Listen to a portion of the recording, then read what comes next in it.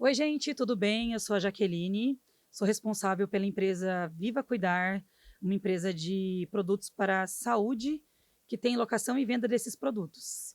E nós estamos aqui hoje para falar sobre bem-estar, saúde, longevidade, envelhecimento com saúde e trazer, né, pessoas qualificadas, na minha opinião, para falar disso. Então, eles vão se apresentar e esse é o nosso primeiro vídeo, né, com esse intuito de trazer informação para ajudar as pessoas onde elas estiverem. Boa tarde, meu nome é Ivânia, estou aqui representando a empresa Mãos Empreendedoras e trabalho com envelhecimento saudável há mais de 30 anos. José Luiz Riani, eu sou professor, sou médico de formação e trabalho também com o tema do envelhecimento, saúde pública, e nós vamos aqui trocar algumas ideias para que as pessoas que estão nos ouvindo, sejam elas profissionais de saúde, sejam pessoas que estão cuidando de alguém, possam identificar algumas das suas questões e nos procurar depois ou assistir às próximas edições.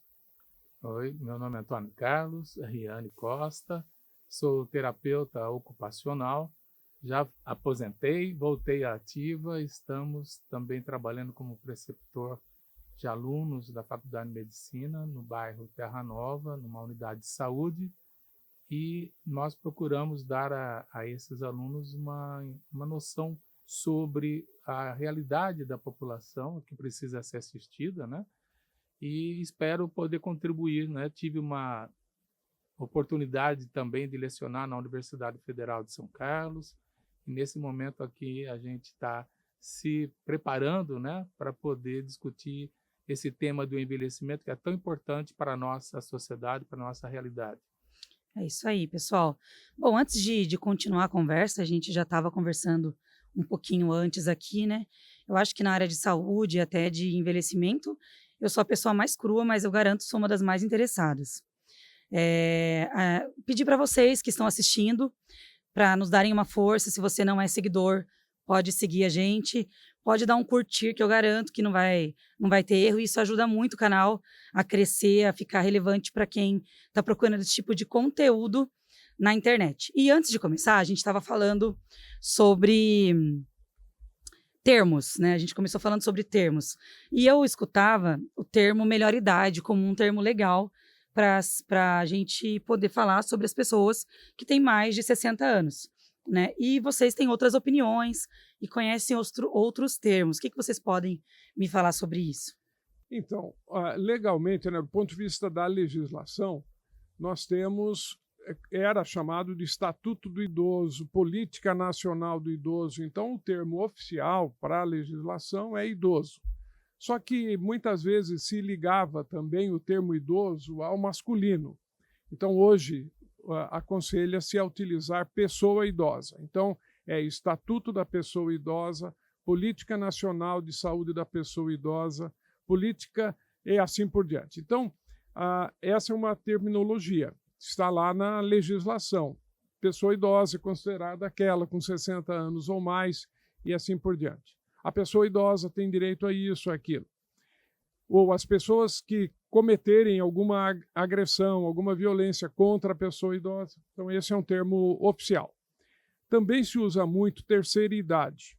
E com o envelhecimento da população e o aumento das pessoas acima de 80 anos, também vem se falando em quarta idade, né? Quem está com 80 anos ou mais. Tem outras denominações, mas o que tem uma certa resistência ao termo melhor idade é porque, infelizmente, muitas pessoas estão envelhecendo em condições precárias, socioeconômicas, de abandono, negligência em relação à família, de dificuldade de acesso aos seus direitos. Então, usar esse termo para quem está nessa condição, talvez seja a pior idade que eles estão vivendo. Então, joga um pouco nesse sentido. Mas o importante, mais do que talvez o termo, é o sentimento que está por trás, né? A palavra velho, por exemplo. Algumas pessoas falam, não se deve usar velho porque ele lembra coisa ruim, que está estragada, pano velho. Mas pensa numa música que fale sobre pessoa idosa. ela fala de velho, e velho com carinho. Velho meu, querido velho. Eu Né? acho que às vezes depende da entonação, né? Você ofender alguém falando palavras bonitas e o contrário também, né? Você chegar em alguém que você é muito íntimo e falar alguma coisa que não é corretamente Não é politicamente correta. e a né? pessoa não se ofender porque ela tem intimidade com você. Venha cá, meu velho, quando a gente chama o pai, né? Ou Exatamente. quando um filho me chama. Ou se né? você fala, o senhor disse o quê? E aí esse senhor foi um senhor de... Você está desafiando a pessoa, né?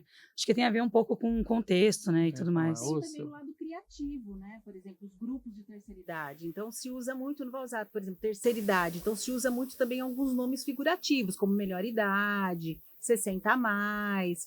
Então, quer dizer, que melhor fase da vida. Então, cada situação, né? Mas a terminologia correta realmente é a terceira idade mesmo.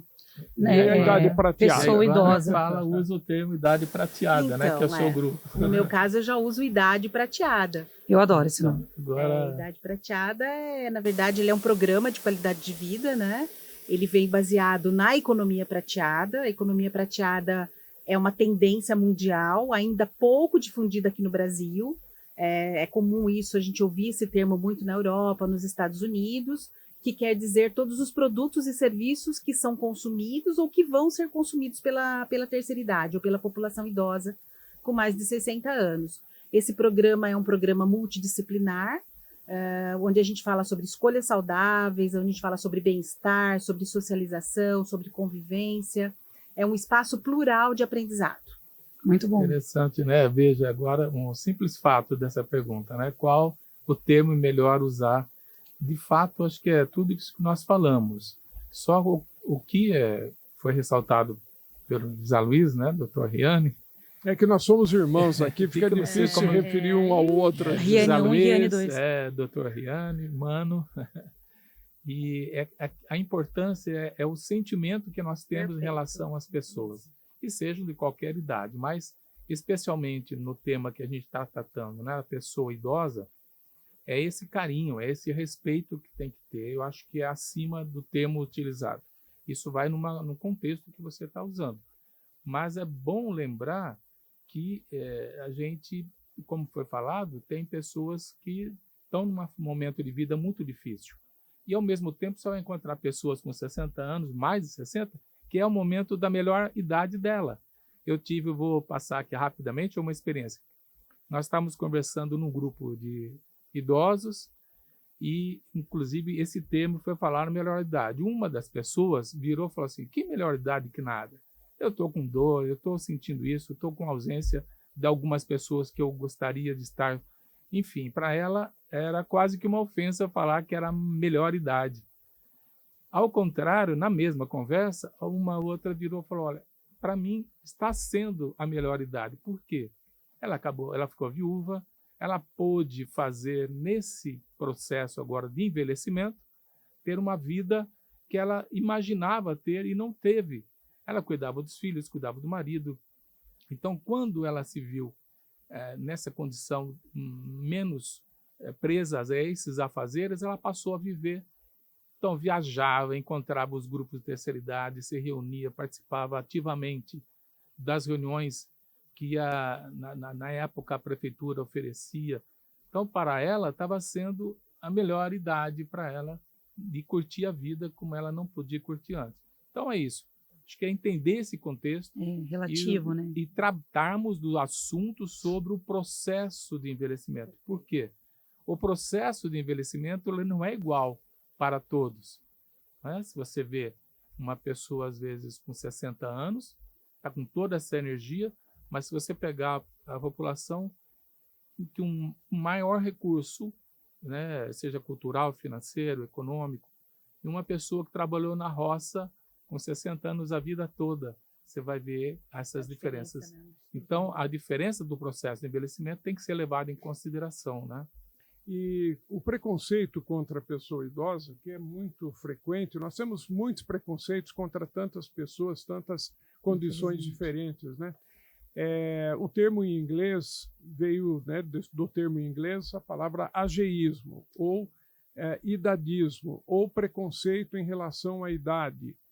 E ele pode se manifestar de várias formas, né? E seja dentro de casa, seja nos serviços públicos, seja nos meios de transporte. E é importante a gente combater, né, e lutar contra e conscientizar sobre a necessidade de respeitar as pessoas idosas, porque tudo que nós temos hoje no mundo, né, foi construído por pessoas que hoje estão na terceira idade, são idosos, né? E muitos desse conhecimento pode ser repassado para as pessoas. Agora, se há um distanciamento, o Antônio Carlos, por exemplo, gosta muito e tem trabalhado, feito propostas para ações intergeracionais, tentarmos quebrar as barreiras que existem entre os jovens, os adultos, as crianças, os idosos, né? Se nós conseguirmos ações que aproximem, seja dentro da casa, né, de cada família, seja na sociedade, seja nos serviços públicos, o maior número de atividades intergeracionais. E a gente escuta aquela frase que a vida começa depois dos 40, eu acho que pode começar depois dos 50, depois dos 60, e você usou um termo que eu nunca tinha ouvido, eu fiquei, nossa, que é a quarta... A quarta idade. A quarta idade. Quer dizer que a pessoa ela já está ali no nível do game, que ela passou todas as fases e ela está ganhando. Isso, e passou dos 80, e nós temos um aumento da expectativa de vida que vem crescendo muito mais acelerado do que foi nos tempos atrás, que é fruto das formas de tratamento de doenças, de diagnóstico precoce, de ter recursos para viver com uma deficiência. Por exemplo, entre as pessoas com deficiência, a expectativa de vida era muito baixa. Com o aumento da capacidade de diagnóstico, tratamento e dos recursos de assistência, né, de apoio às pessoas com deficiência ao longo da vida toda, essa expectativa aumenta muito. E eu trabalhei uma época num grupo de estudos no Ministério da Saúde, com pessoas de várias universidades do Brasil todo, de outros órgãos governamentais, que era para discutir deficiência e envelhecimento. Com duas vertentes aí. Uma, as pessoas com deficiência, que é outro termo que também, né, o que se aconselha hoje oficialmente é chamar pessoas com deficiência. Outras pessoas usam com necessidades especiais, ou pessoas especiais, ou portadores de deficiência. Todas essas outras expressões estão sendo substituídas e a recomendação das próprias entidades de pessoas com deficiência que sejam denominadas pessoas com deficiência. Porque são pessoas, tem toda a complexidade e riqueza de uma pessoa, mas pode ter uma deficiência auditiva, visual, motora, intelectual. Então, pessoa com deficiência, que pode envelhecer, como nós estávamos dizendo, aumento da expectativa de vida, e aí se somam às condições da deficiência os aspectos do envelhecimento. E outra situação é quando uma pessoa idosa acaba desenvolvendo uma deficiência. Por exemplo, após um acidente vascular encefálico, com AVC, um derrame cerebral. E aí fica com uma limitação na movimentação, na fala, muitas vezes, e aí precisa de suporte. Ou por diabetes, e muitas vezes não feito o diagnóstico precoce, não feito o tratamento adequado, vai para algumas lesões, principalmente nos membros inferiores, e leva à amputação. Ou uma cirurgia, ou infarto do miocárdio, e tantas outras situações, também, né? A demência, que são pessoas que desenvolvem uma deficiência já idosos. E aí é mais difícil. Quando é uma criança que tem uma amputação de membro, ou que fica cega, ou, né, e a diabetes também pode levar à cegueira, e tem outras situações de saúde da população idosa que podem levar à cegueira, como glaucoma e outras, né, uma chamada degeneração macular. Então, todas essas deficiências, se acontecem numa criança ou num adolescente, a chance de compensar a deficiência com outros recursos é maior do que quando a pessoa já está idosa. E aí ela já tem uma diminuição de algumas sensibilidades, de algumas, seja da audição, massa muscular, para poder sobreviver e viver bem com aquela deficiência, né? Por isso, muitas vezes as pessoas idosas com doença ou com deficiência vão precisar de cuidador.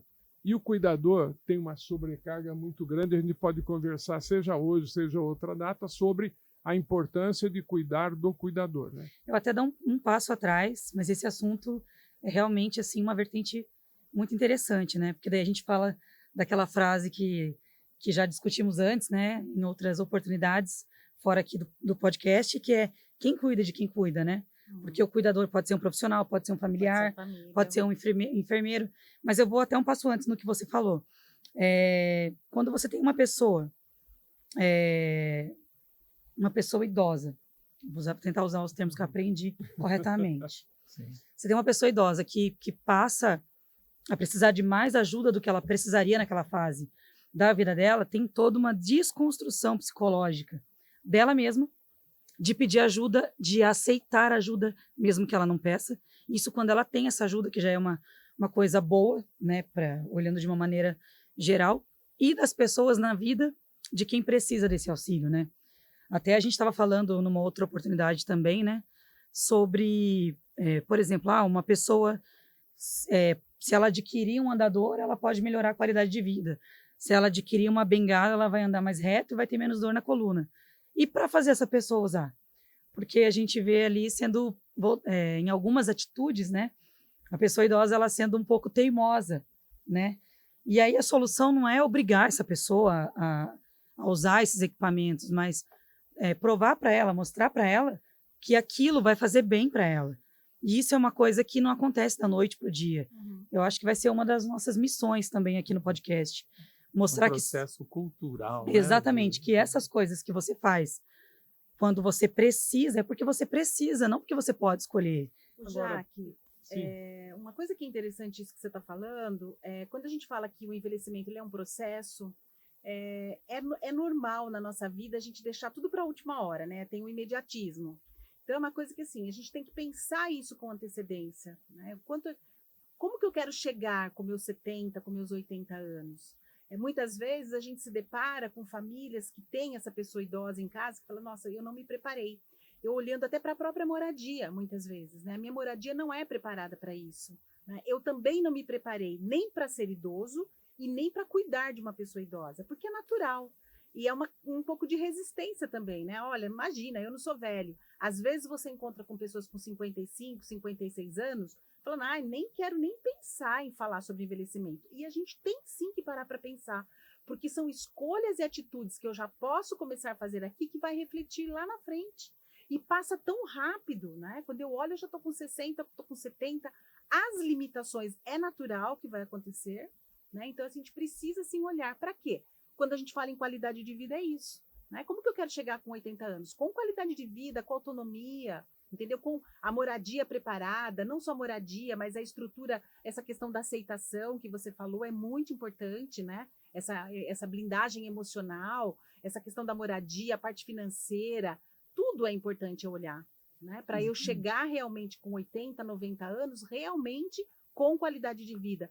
Porque ao longo desse processo eu fiz escolhas saudáveis. Sim. É interessante isso, porque também já está previsto no próprio estatuto do idoso, né, da pessoa idosa, a questão de inclusão de alguns temas sobre o processo de envelhecimento já na grade curricular escolar, que vai falando sobre esses temas, que preparando a sociedade, né, que vem aí com um outro olhar, e inclusive já contribuiria com o que a Jaque acabou de colocar, desconstruir essa ideia de que a pessoa idosa, então, né, já não tem mais utilidade, não tem a serventia, e que ainda mais, se precisar de um apoio, seja de uma cadeira de rodas, de um andador, ou até de uma simples bengala, muitas vezes, o próprio idoso tem resistência porque ele tem uma autoimagem que ele, muitas vezes, se sente inibido em utilizar esse suporte, que, ao contrário, daria toda a diferença para a qualidade de vida dele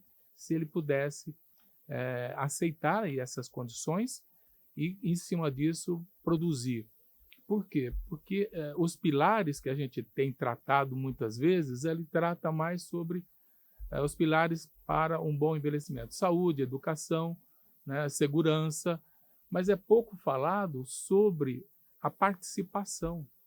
a participação da pessoa idosa na sociedade é muitíssimo importante. Já tem estudos comprovando que a pessoa que ela participa tanto dentro de casa, muitas vezes. Às vezes, dentro da casa, alguma decisão é feita lá sem ouvir a pessoa idosa. Como se fosse uma criança de 4 Não, anos. ele não tem Não é. voz, ele É. não participa desta Isso ação. é deixar ele à margem. Isso vai inibindo, vai fazendo com que Marginalizando. essa pessoa idosa vai se isolando. Você imagina na sociedade mais ampla. Ele não sai nem mais na rua, né? Então, essa não participação também é uma questão muito importante que a gente tem que estar atento, porque pode nós usarmos os espaços para estimular a participação da pessoa idosa na sociedade, dentro de casa como externamente, sugerindo, participando de conferências. Tem conferências que tratam da saúde, ele pode ir lá dar a sua contribuição, né? Conferência de segurança, de transporte, mobilidade urbana. Esse idoso, essa pessoa idosa, ela tem muito a contribuir. Com certeza. É preciso que nós, a sociedade, o poder público principalmente, abra caminhos e estimule a participação da pessoa idosa, né, na sociedade. Eu sinto que isso geralmente vai surgir em paralelo, né? Tanto na iniciativa privada quanto na pública. E quando a gente tem mais urgência ou percebe esse gap e quer fazer alguma coisa, a gente pode ir tentando casar as duas coisas, né? Que é o caso do Idade Prateada. O projeto do Idade Prateada, ele tem essa visão, né? Você não está trabalhando numa empresa, mas eu tenho atividades que você pode se encaixar, se identificar, onde um contribui com o outro, onde eu aprendo alguma coisa, que a gente Sim. nunca para de aprender, né? Sim. Então, é isso que você falou, não pode ficar à margem da sociedade. De maneira pública, novamente, de uma maneira bem humilde e leiga, eu tenho o Centro de Idoso. Pelo menos na nossa cidade, né? Estamos em Rio Claro, interior de São Paulo, eu vejo funcionando, eu acho muito legal. Eu gosto de falar que eu acho fofo. Porque eu vou levar meu vozinho na creche, né? Ele precisa fazer alguma coisa, ele tem que conversar com alguém, ele não tem uma outra atividade para fazer e a família consegue, dentro do seu bairro ali, das suas proximidades, levar o seu idoso, cada um tem o seu idoso, né? Isaac, outra coisa só sobre a questão da terminologia também. Creche, né? O Centro Dia do Idoso, também, entre os estudiosos da área, a gente busca evitar o termo creche de idoso. Por quê? Mas foi com amor que eu falei. Sim, eu entendi. Bebês, eu só estou aproveitando, né, a possibilidade de divulgação, não infantilizar o idoso, Sim. como você disse. Eu estou representando o povão, né? Então, que às vezes o idoso é tratado como criança, né? Então, a ideia de não infantilizar, inclusive no termo. Nós vamos falar em educação. Uma vez teve um processo de educação, de alfabetização de adultos e idosos, e usou uma escola de educação infantil. Então, os idosos tinham que sentar, já com dificuldade, né? Eu estou com 71 anos, então a gente vai sentindo a perda da massa muscular, um pouco de dificuldade, sentar naquelas cadeirinhas e depois, para levantar, é mais difícil. E outra, né? Dava esse caráter de infantilização. Então, quando a gente vai preparar, né, uma atividade também para os idosos, um espaço acolhedor. Quando você falou, por que o idoso às vezes é teimoso, né, de não usar um equipamento? Porque tem dois preconceitos muito fortes na nossa sociedade, além de tantos que são destacados aí, de raça, etnia, de sexo, de gênero, de tanta coisa, mas deficiência e idoso somados, né? Então, o uso de um equipamento muitas vezes seria a rotulagem de que é idoso. Agora está de muleta, não vai fazer nada mesmo. Na verdade, é para fazer. Uma imagem fragilizada. Fragilizada. Então, se ele perceber, se a sociedade perceber que ele está utilizando um recurso que a tecnologia hoje oferece para se tornar mais ativo, para se tornar mais participativo, como o Carlos falou, na sociedade, e para usufruir, para ter prazer, para ter projetos, e ele fortalecer a autonomia dele também, né? Sim. Vai ter muito mais estímulo para usar. Sim. Então, é uma coisa para a gente entender, mas buscar mecanismos, e espero que essa nossa conversa, que o podcast, né, que esse espaço de divulgação nas mídias sociais permita fazer com que a sociedade, como o Antônio Carlos falou, mude o seu olhar sobre o envelhecimento, seja acolhedora, né, com toda a sabedoria que foi acumulada aí, mesmo entre pessoas que não têm escolaridade, né? Mas tem uma vivência, tem um conhecimento que precisa ser aproveitado pela humanidade. Pensar que todo mundo vai envelhecer, né? E como você gostaria de ser tratado? É a regra básica para viver em sociedade. Como você gostaria de ser tratado quando você envelhecer? E aí você está fazendo isso pelas pessoas com que você convive, seja no trabalho, né? Eu vou compartilhar 2 coisas com vocês. Eu conheço 2 pessoas, pessoas que eu nem consigo falar assim que são pessoas idosas, porque eu conheço há tantos anos e eu fui acompanhando o envelhecimento. Sabe quando você encontra alguém e fala, nossa, como você emagreceu, como você, sei lá, envelheceu, e quem está do seu lado todo dia não vê porque está todo dia do seu lado. Então, esses são os exemplos que eu tenho de 2 pessoas que são pessoas idosas e trabalham no mercado de trabalho ativamente, são 60 a mais, e eu ouso dizer que tem muito mais disponibilidade do que eu, porque acordam já ligados 220, acordam mais cedo que eu e acumulam atividades. É lógico que nem todas as pessoas são assim. Eu estou pegando 2 exemplos, mas até para quebrar o paradigma, né? E você tem pessoas jovens que precisam ali, de repente, suplementar alguma vitamina, que não tem muita disposição, ou que não tiveram o tipo de educação que essas pessoas tiveram sobre como encarar o trabalho no dia a dia e na vida, né?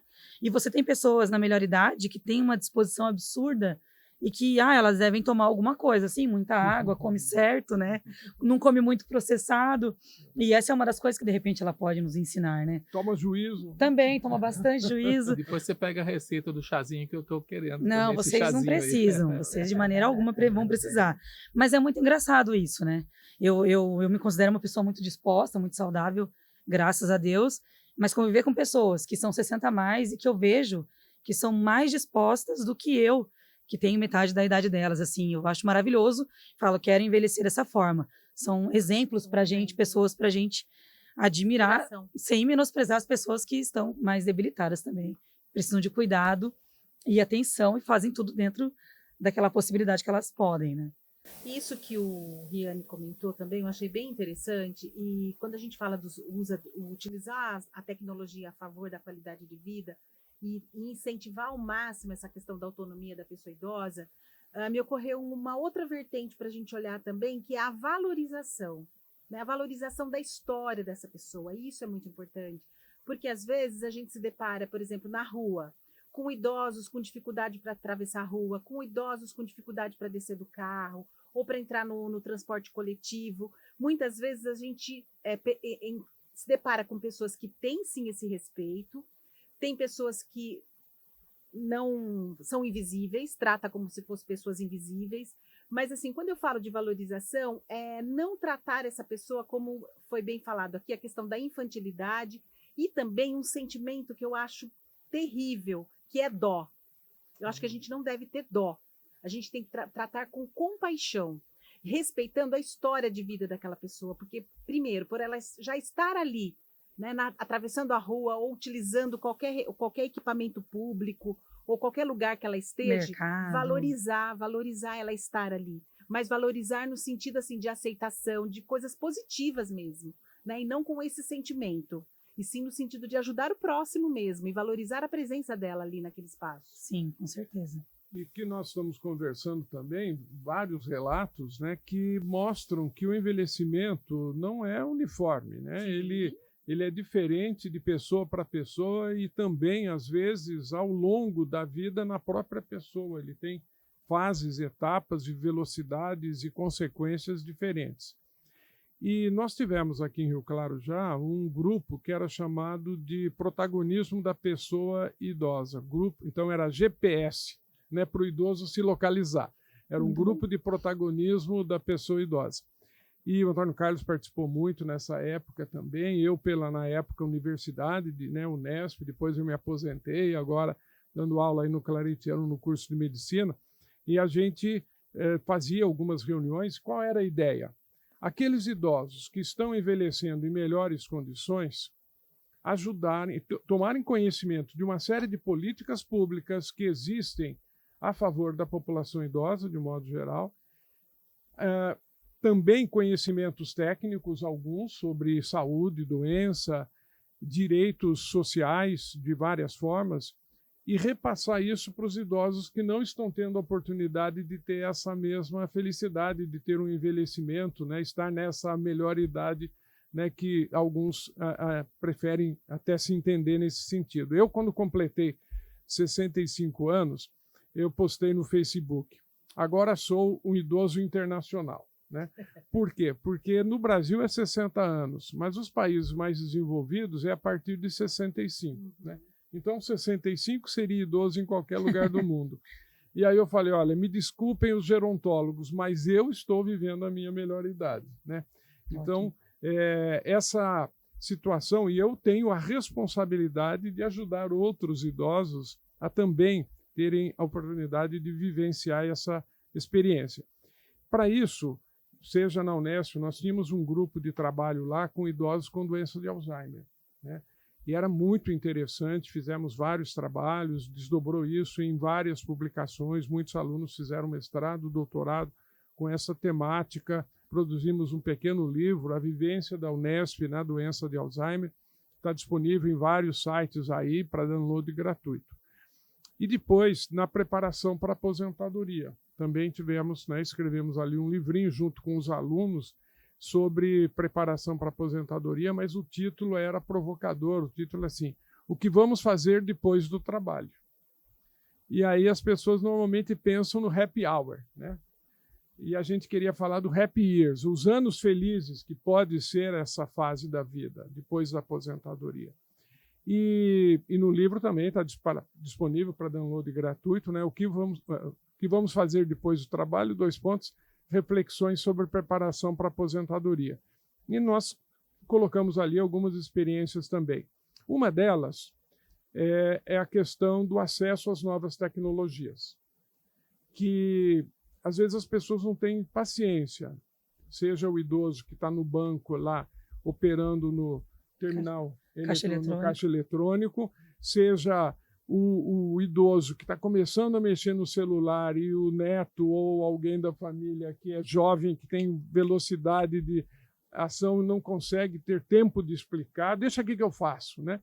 Então, a inclusão digital da pessoa idosa é um tema muito importante para se conectar. E nós vimos, né, teve uma das alunas lá do mestrado que fez um estudo, e como era no curso de motricidade humana, a ideia é que talvez o idoso acessando celular, computador, pratique menos atividade física. E o resultado foi o contrário. Os idosos mais conectados, que usavam o celular, que usavam o computador, que entravam nas redes sociais, tinham um melhor nível de atividade física do que os que não usavam. Por quê? Porque ele ficava sabendo de onde ia ter um baile, onde ia ter uma excursão, que ia ter uma festa, ou que ia ter uma prática esportiva, e assim tinha muito mais atividade do que aquele que ficava somente na frente da televisão.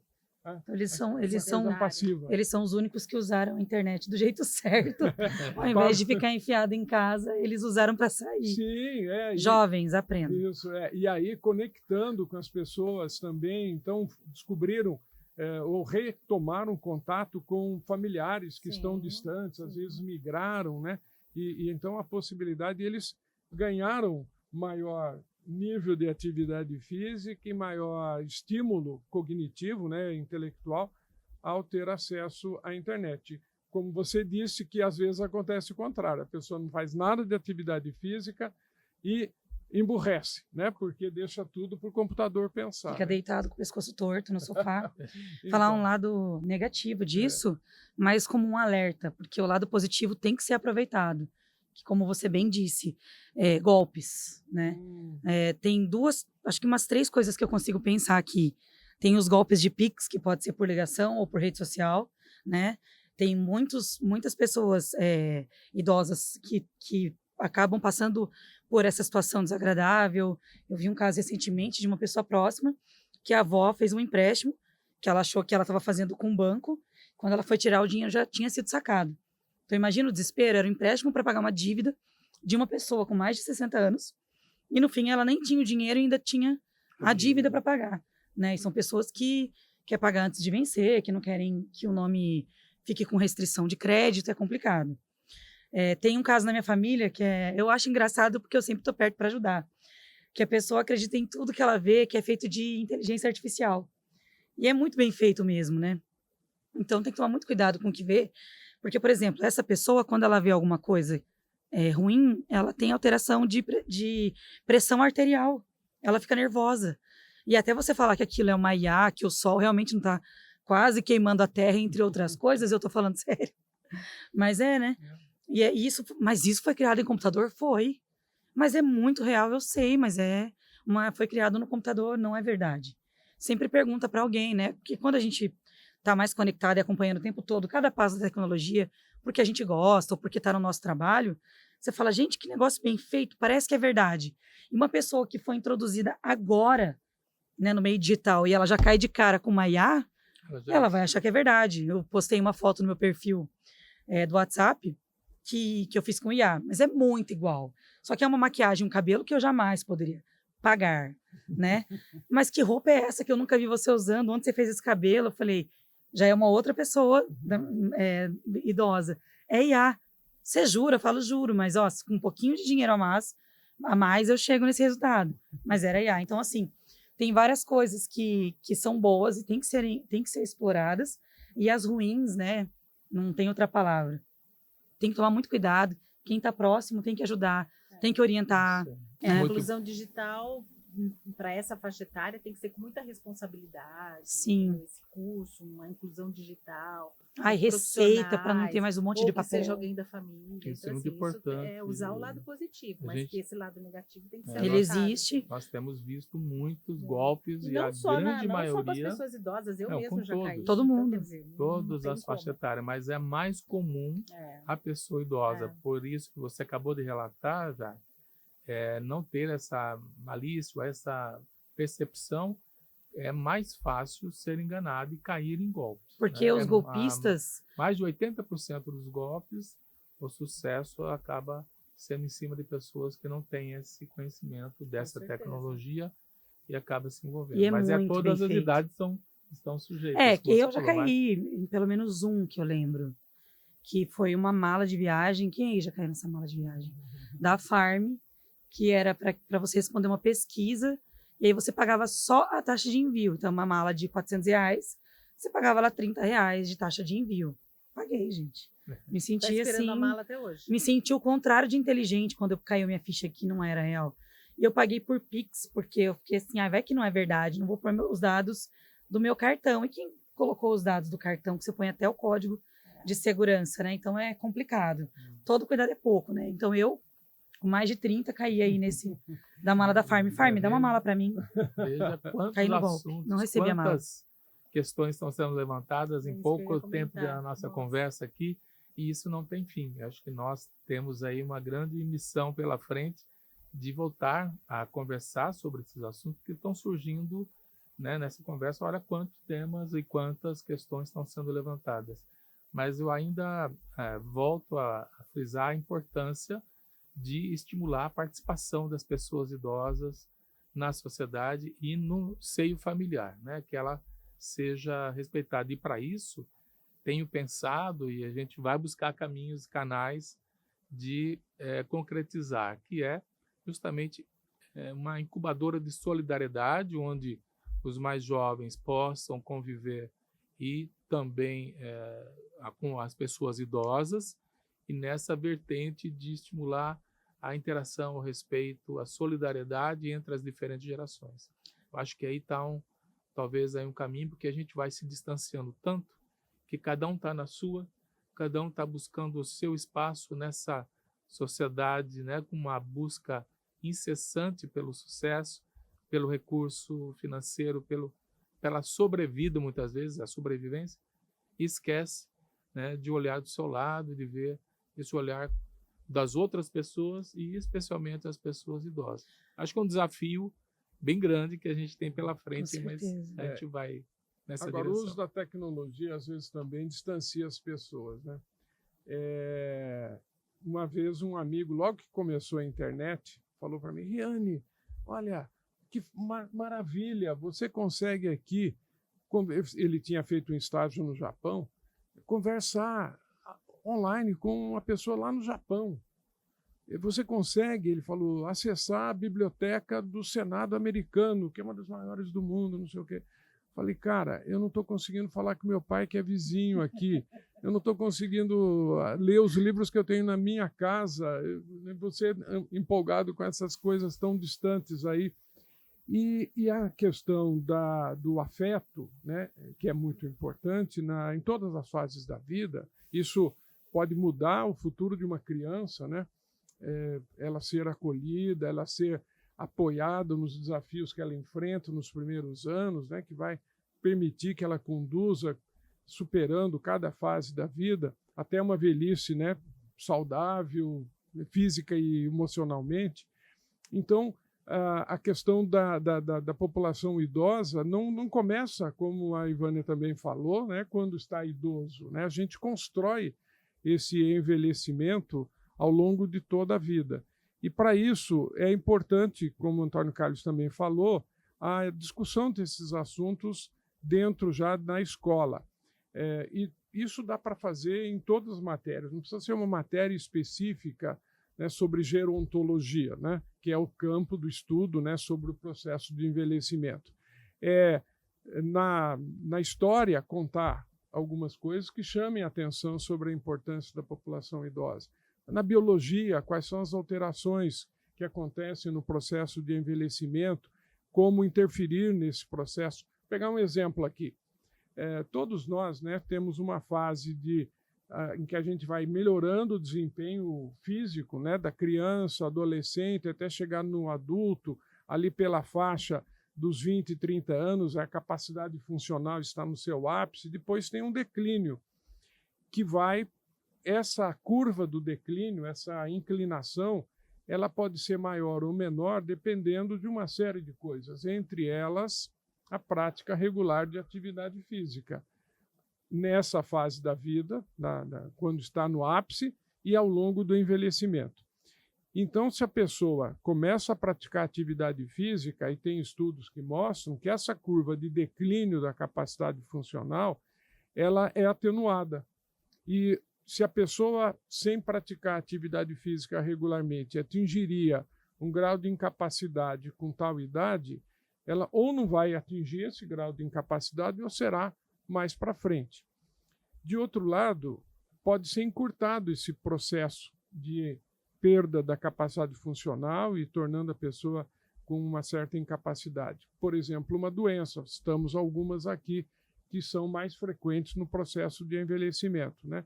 Um acidente vascular encefálico, a doença de Alzheimer, doença de Parkinson, as outras alterações, diabetes, né, e tantas outras aí que podem ser problemas neurológicos de diversas ordens. E podem, então, levar a uma deficiência mais precoce. Mas o que é interessante é que também na pessoa com doença, ou com uma incapacidade instalada, a prática regular da atividade física, principalmente sob supervisão de profissionais preparados, consegue melhorar. Nessa experiência que nós tivemos sobre atividade física em idosos com doença de Alzheimer na Unesp, em Rio Claro, nós tínhamos 2, 3 vezes por ano um momento em que a família era convidada para vir acompanhar as atividades. E aí alguns chegavam e ficavam admirados de ver o idoso com doença de Alzheimer fazendo lá exercício numa máquina de musculação, ou andando na esteira, ou praticando um esporte adaptado, né, totalmente adaptado àquelas condições, ou fazendo uma apresentação em grupo.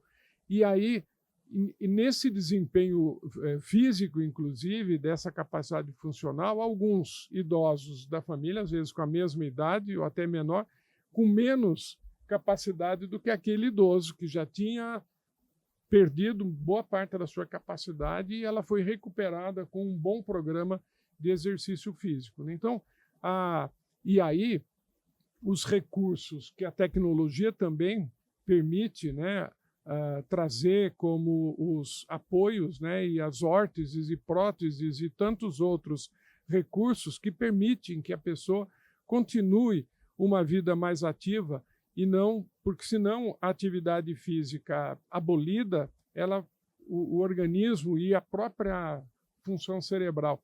Nós tivemos uma reportagem uma vez que foi feita sobre os idosos com doença de Alzheimer, e o repórter me perguntou, mas Riane, o que atividade física vai ajudar uma doença que acomete o cérebro? E eu expliquei, falei, olha, quando a pessoa está fazendo uma atividade física, ela tem que olhar o que está sendo feito. Além do olho, tem uma área cerebral que vai ser ativada para interpretar aquela informação visual. Ela tem que ouvir o que está sendo falado.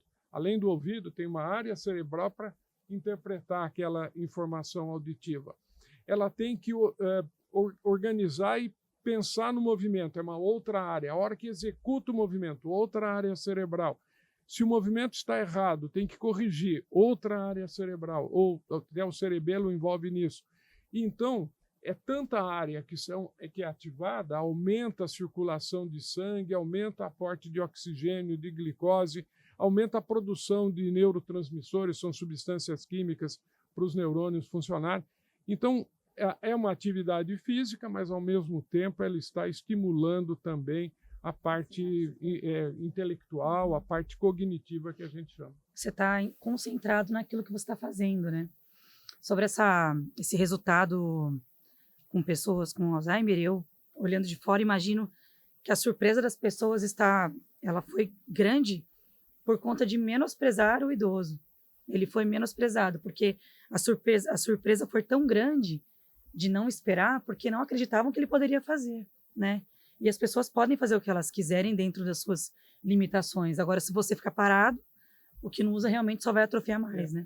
Um dos trabalhos que nós orientamos foi a elaboração de um manual para atividades físicas e cognitivas, né, de estímulo de comunicação, para idosos que já estão numa fase avançada e que não conseguem ir a um programa de atividade física, por exemplo. E na banca de mestrado, quando um professor de uma outra universidade estava presente, ele falou, olha, esse estudo de vocês é um tapa na cara da gente, porque tem certos casos que a gente fala, não tem mais o que fazer. E vocês estão nos mostrando que sempre tem algo a fazer.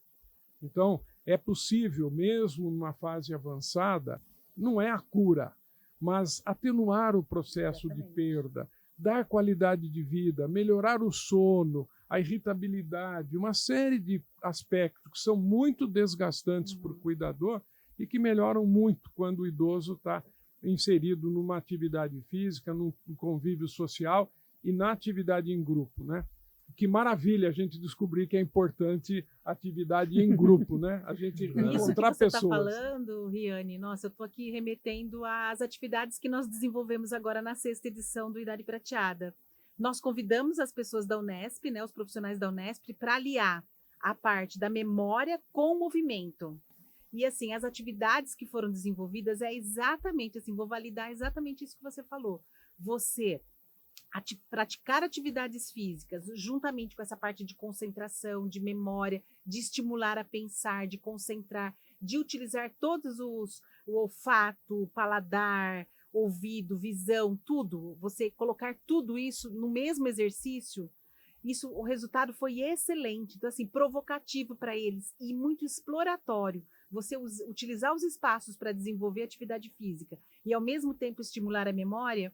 E foi interessante que no final, no mês de julho, quando nós fizemos a avaliação das atividades que eles mais gostaram ao longo do quadrimestre, justamente foram essas atividades, porque eles se sentiram provocados, eles se sentiram instigados a fazer isso, porque a gente sempre estava trabalhando de 2 formas separadas, trabalhar só atividade física e só a estimulação cognitiva. Nesse semestre, nós fizemos os 2 juntos, e o resultado foi excelente. Foi uma das atividades que elas mais gostaram e a gente está repetindo agora para o 2º semestre. Então, assim, validar isso que você falou, foi bem interessante. Imagina tudo, que riqueza, né, a gente está tendo aqui nessa discussão. Rico. Mas, voltando aqui, a Jaque colocou para nós também, logo no início, a questão do cuidador nesse processo todo. Olha, Sim. Quanta informação a gente pode contribuir através desse canal, por exemplo, né, ou de outros que a gente venha a desenvolver, é ajudar o cuidador a entender esse processo de envelhecimento e, entendendo, ela vai, primeiro, sofrer menos, porque é muito comum Eu acho que vocês que estão ouvindo já deparou de uma situação. A própria filha, muitas vezes, cuidando da pessoa que está com Alzheimer ou com um outro tipo de demência, quando muitas vezes a mãe fala: o que está fazendo aqui? Quem é você? A filha ou o filho que está ao lado se sente muito agredido, fala assim: pô, mas eu estou me dedicando, estou fazendo e ela está me desprezando. E aí acentua ainda mais a barreira entre as pessoas. E é muito comum as pessoas da própria família, que são os que mais próximos, o que amam aquele que está, né, o seu pai, sua mãe, a pessoa que está sendo Não estar cuidada, preparado. que ama, mas ao mesmo tempo, por essas e outras, por não conhecer esse processo, passa a ser o algoz, praticamente, vai ser aquele que vai, às vezes, inconscientemente, prejudicar ao invés de contribuir. Piorar a situação. Então, adoece quem cuida, porque não tem essa base, essa sustentação, e não contribui com a saúde daquele que é cuidado. Então, essa discussão a gente precisa trazer mais, aprofundar, ter uma série. E isso me lembra também a questão quando eu fui assessor na secretaria, né, da assistência social, isso já foi em 2010, 2011, nós participamos de um processo que o governo do estado, na época, estava fazendo a Cidade Amiga do Idoso. Era um programa que estimulava a participação da pessoa idosa nos destinos da cidade. E estava eu, a Lúcia, que também, a Lúcia era, na época, a assessora da pessoa idosa, né? E nós, junto com o professor Riane, com outras pessoas, com os grupos e com alguns funcionários da assistência social, e eu fui indicado como interlocutor entre o município e esse programa.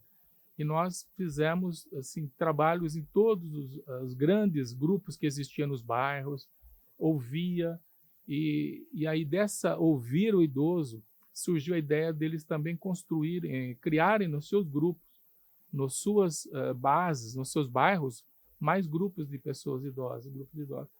E foi assim muito interessante. E aí a gente ouve depois relatos de que, olha, foi tão importante porque, olha, minha mãe, quando passou a fazer parte e tal, ela passou a ser outra pessoa, ela, sabe, sair de casa e transformou, porque ela participou né, dos grupos, se encontrava com as amigas, enfim. Isso é muito importante, a gente ter isso atenção, se alivia quem cuida e dá condições para quem é sendo cuidado. E também a gente percebeu que quando foi feito o GPSI, né, o protagonismo social da pessoa idosa, e aí nesse processo a gente construiu esse canal, né, que foi, e até hoje tem pessoas que se lembram dessa atividade aí. Eu acho que é por aí o caminho, acho que a gente está certo, né? E tem muita riqueza para ser falado ainda. O Antônio Carlos fez parte do Conselho Municipal do Idoso e o da Pessoa Idosa hoje, né? E foi presidente, eu também representava a universidade na ocasião. Nós tivemos algumas situações em que alguns idosos estavam sendo vítimas de violência dentro de casa. E muitas vezes com vários filhos. E com uma pessoa lá que estava cuidando, mas não cuidava adequadamente e sobrecarregada. A gente normalmente fala que na família acaba sendo assim, um assume e os outros somem, né? Então, acaba raro, mas acontece muito. acaba sobrecarregando essa pessoa. E nós aí chamávamos a família e falávamos, olha, quando a gente falava sobre a importância dos filhos cuidarem dos pais idosos ou que estavam em condições de alguma doença e tal. Aí eles falavam, o senhor fala isso porque o senhor não conhece, não sabe o que foi esse pai para a gente ou essa mãe para a gente. Eu falava, olha, tem um artigo na Constituição 230 que fala que os pais são responsáveis pelos filhos menores de idade e os filhos maiores são responsáveis pelos pais na velhice, doença ou incapacidade. E nesse mesmo artigo ele se desdobrou. Nós temos aqueles casos, né, de que o pai que não paga a pensão vai para a cadeia. Nesse mesmo artigo poderia ter a outra coisa, o filho que não dá o suporte devido para o pai ou para a mãe também, não quero ninguém na cadeia, mas para pensar que é a mesma lógica. E aí eu falava, olha, nesse artigo não tem nenhum dispositivo lá, nem nenhum inciso que diga o seguinte, olha, se o idoso não foi um bom pai, não precisa, está dispensado. Não está escrito isso. Tá, todos. E outra, entendam isso como uma oportunidade. Uma oportunidade de tratar do seu pai ou da sua mãe de forma diferente do que você foi tratado. E nessa situação, você pode permitir que reflita e fala, puxa, não fui um bom pai. E peça perdão. E você perdoe. Porque, às vezes, perdoar alivia mais do que quem pede o perdão. Ambos são muito beneficiados. Mas livrar-se de uma mágoa, de algo que está lá enterrado, é muito saudável, é terapêutico, eu diria, né? É uma forma de tratamento até. E aí a gente conversava, e aí você permite, inclusive, que seu pai ou sua mãe, né, geralmente era mais o pai, dê aos seus netos talvez o que não deu para vocês, em termos de carinho, de presença, para vocês mesmos agora. Fazer uma história diferente, né? Isso, fazer uma outra história, né? Dar essa é isso oportunidade. E aí ficar com a consciência tranquila de que fez o correto, de que fez o bom, fez o melhor. Eu acho que tem 2 caminhos, assim, humildemente. Esse, sensacional, eu acho que é para uma família que tem alguns pontos que precisam ser acertados e que o envelhecimento de um ente que não foi tão bom ou presente, né, para os seus responsáveis agora, pode ser uma virada de página ali, uma guinada na vida. E o outro caminho talvez não dependa só da ação das pessoas. Acho que esse exemplo que você falou da pensão alimentícia é sensacional, assim. Talvez, infelizmente, no nosso país as pessoas não usam cinto de segurança para não morrer. Elas usam cinto, não estou generalizando, né? Mas de maneira geral para não tomar multa, né? Então, assim, de repente é um assunto que tem que subir para um patamar político, que não depende de nós, né? Acho que cada um tem que fazer o seu melhor e a sua parte, mas é um assunto que tem que ser levantado também, né? Por que não existirem leis mais severas para maus tratos da pessoa idosa? As leis existem. E as punições, né? Não que, como você disse, eu não quero que ninguém seja preso, mas chegar uma ordem de prisão pode ser um alerta para a pessoa falar, deixa eu colocar pelo menos numa casa de repouso decente, que daí eu não vou ser mais autuado. Uma vez, inclusive, nós estávamos aguardando uma família e, por coincidência, era um local onde funcionava o Conselho do Idoso. Você lembra desse caso? Rua 9. Ali, né? E ali tinha também outros conselhos que funcionavam. E uma viatura da polícia parou para entregar um documento lá. Quando a família chegou e viu a viatura da polícia, ficou apavorada, né? Achando que era em função da denúncia que tinha chegado e que a gente estava apurando. E aí nós falamos, não, a nossa intenção aqui é resolver pacificamente, de forma humana, inteligente, racional, com todos os membros da família, porque essa pessoa que está hoje dando alguma ou negligência, que é uma forma de violência, não dar ao idoso aquilo que ele precisa, aquilo que ele espera receber, ou abandono, ou às vezes até outras formas de violência, é uma pessoa que muitas vezes também está sofrendo, está desgastada, então precisa ser apoiada, e isso nós vamos tentar fazer pacificamente aqui. Agora, se não for obtido no bom senso, na conversa, sim, tem a promotoria da pessoa idosa, tem o Disque Denúncia, né, que pode qualquer pessoa... Eu não conhecia esse seu lado, meio delegado, meio advogado. Gostei. Eu acho que isso que você fala, essa questão da violência, né, contra a pessoa idosa, eu percebi também que durante esse nosso bate-papo aqui, de uma forma bem lúdica, bem informal, vai desmembrar muitos outros assuntos. Acho que a violência doméstica é um deles, e dentro da própria violência doméstica vai desmembrar outros assuntos, porque tem a questão da violência doméstica, a parte financeira, a parte física, de tratamento, psicológica, de moradia, então, assim, que é interessante a gente tratar. E assim, puxando o gancho também do Antônio Carlos, que falou essa questão do cuidando de quem cuida, do cuidador, é tão importante a pessoa também procurar ajuda, procurar conhecimento, além de ela ir buscar esse conhecimento do trato, mas ir buscar também os equipamentos, né, como o Conselho do Idoso, o CRAS, o CREAS, a OAB hoje tem um departamento gratuito que cuida só da defensoria dos 60 a mais. Então, assim, ir buscar esses conhecimentos. E eu acredito que até popularizar esses equipamentos sociais para as pessoas entenderem aonde ela vai buscar. Porque, por exemplo, se ela for, por exemplo, num CRAS, né, que é o centro de referência, ele vai dar, por exemplo, orientações até comportamentais, né? Ela vai orientar essa família de como ela... Porque lá tem equipe de psicólogo, assistente social, então ela vai conseguir receber uma orientação de como agir. Eu acho né? que essa Muitas parte vezes é muito importante do a gente psicólogo divulgar. também. Essa questão Muito importante. da parte emocional, da parte física. Então, é importante a gente reforçar esses equipamentos, esses conselhos e essa parte de legislação que protege a pessoa idosa. Eu acho que a moral da história é que hoje, para fechar com chave de ouro, com um clima bem gostoso, idosos, vocês não estão sozinhos. Cuidadores. Cuidadores de Não estão quaisquer sozinhos, tipos. Vocês não estão sozinhos. Jovens, vocês vão ser pessoas idosas. Fica aí a dica.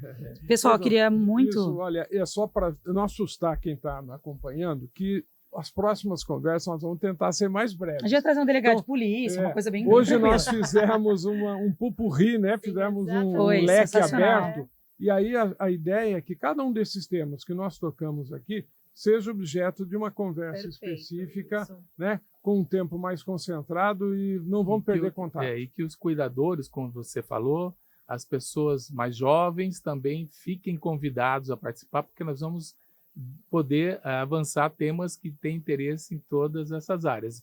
Eu vou até finalizar aqui falando o seguinte: quando a gente fez o programa Cidade Amiga do Idoso, a gente ressaltava o seguinte: para a cidade ser amiga do idoso ou da pessoa idosa, precisa ser uma cidade que cuida de todas as idades, porque ninguém nasce idoso.